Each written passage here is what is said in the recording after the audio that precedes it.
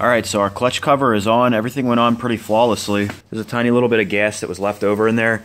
So I'm just going to pull off our drain line, or our fuel hose, and I'm going to drain that. One other thing I want to do is just check this valve stem and the bead on this tire, because it looks like it's got a slow leak.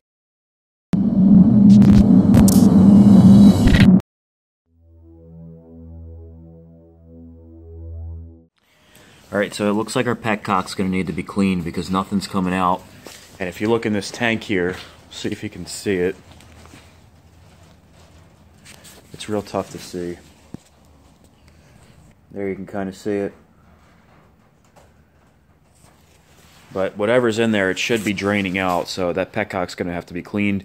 So just real quick, I'm going to take this gas tank off and we'll clean it out.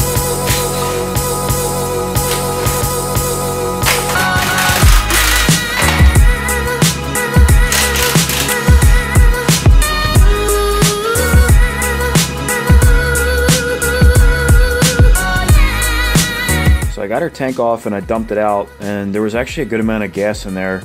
It has a really funky color, so this definitely needs to be done. So I'm just going to take this Petcock off and we'll clean that out, make sure that it's free flowing.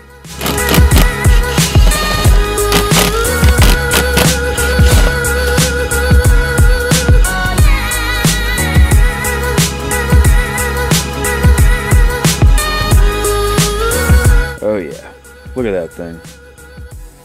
This thing is in like dire need of cleaning. Whew.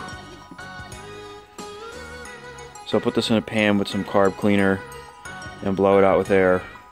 Probably take this Petcock off the switch.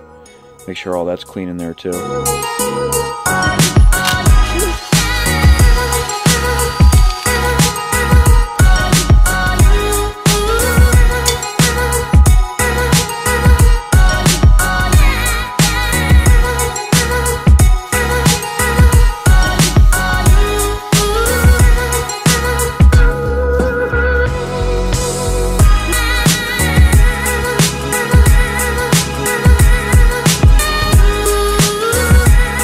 So this is much better. I didn't go crazy with it. I just made sure that everything's clear and freed up. And the reserve port was actually completely blocked by some kind of hard buildup. So that should work good now. I checked it to make sure that gas will flow through there freely. So I'm going to throw that back on the tank. And before I do, I'm just going to check the compression real quick, only because it's real easy and accessible while the gas tank's off.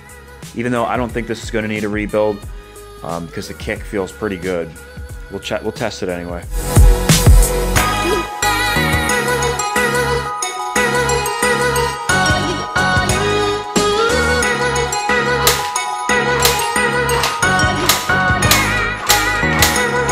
Alright, so our compression checks out good. It's just over 120, which is perfect for a Yamaha Blaster.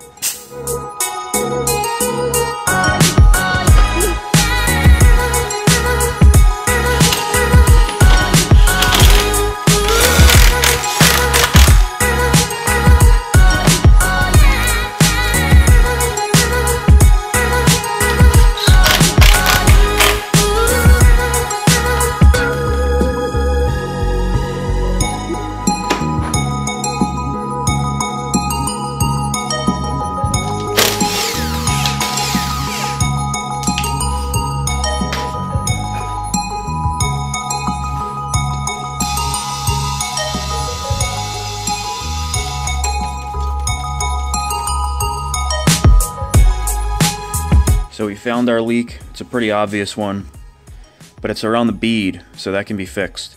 So I'm just going to let the air out of this tire and then pull the tire as far away from that bead as I possibly can and scrub it with a toothbrush and some soap. And there's probably just some dirt and grit in there that usually will fix the leak. I'll check the other side too just to make sure, but this should be an easy fix.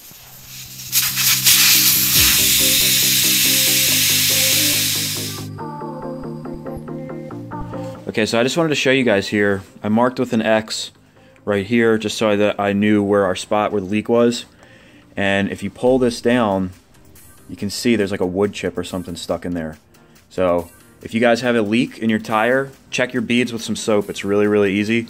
most of the time, that's where leaks are. So I'm just gonna take that out and clean in there, and this tire should hold air.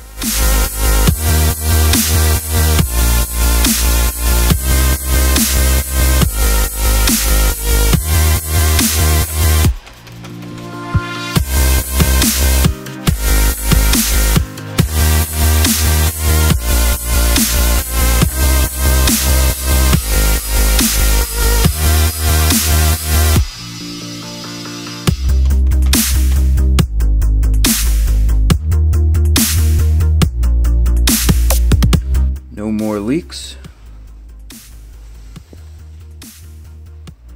This tire is good.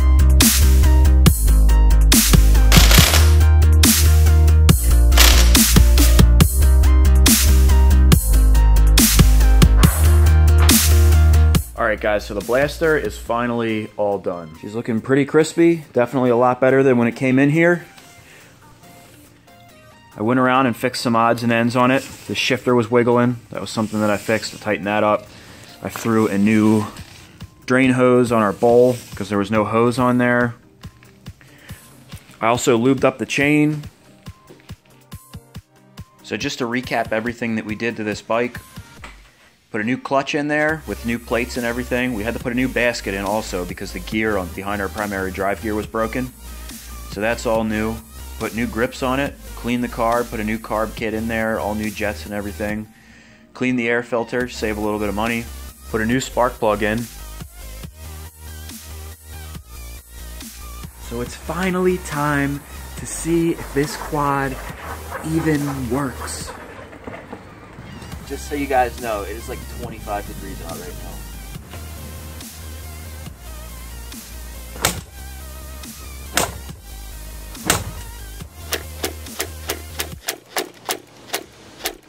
Okay, so obviously something's not right. So I hooked up this little spark checker thing here.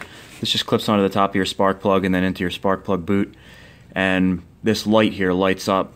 It should light up if you're getting spark. And I'm not seeing anything. So I'm just gonna run over the wiring harness real quick and see if there's any loose connections or things that need to be plugged in. So I forgot to turn the key on. All right, let's try this again.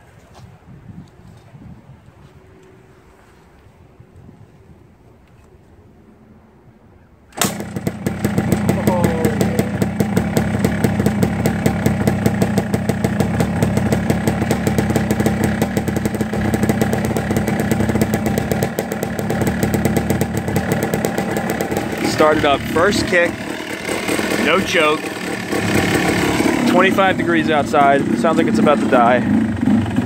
Idle probably needs to be turned up a little bit now that it's warming up. But nevertheless, I'm happy with that. It could be running out of gas too. I barely put any gas in this thing. I'm actually out of gas, so I have to run and go get some gas. Mixing up some 2-stroke gasoline. These things seriously make the best gas containers to smoke. Snuggles, man. They don't leak. They got the little button thing there, so you can wait till, you know, you're over top of your gas cap. I don't know, I've been using this thing for like literally probably 10 years. I remember filling my LT250R up with this. So easy. So that's what it was, guys. It was just out of gas. It's running pretty nice though. It's got that DG pipe on it, sounds pretty cool. Looks pretty badass with those tires too. So I'm gonna throw on the helmet cam and just take a quick cruise on it, make sure that that clutch works and all the gears work. And then this one's a wrap. Man, it's cold out.